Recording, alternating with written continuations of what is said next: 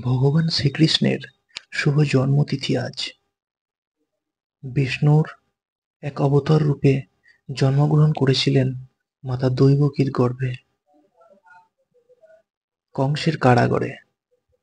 তারপর ভগবান বাসুদেব তাকে নিয়ে গেলেন গোকুলে।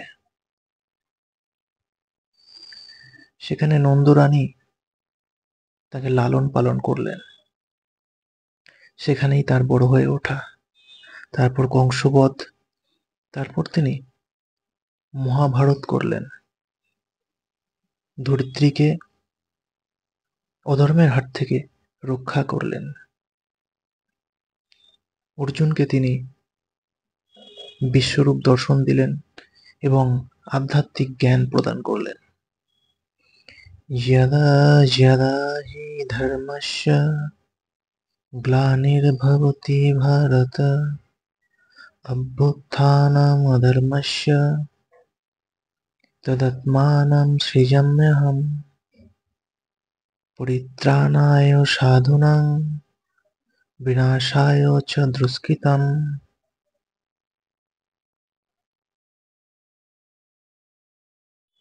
ধর্ম সংস্থাপনার্থায় সম্ভবামি যুগে যুগে।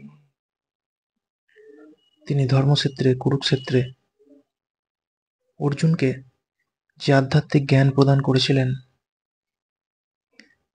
তার মাধ্যমেই ধরিত্রী এই ধরাধাম অধর্ম থেকে মুক্তি লাভ করেছিল।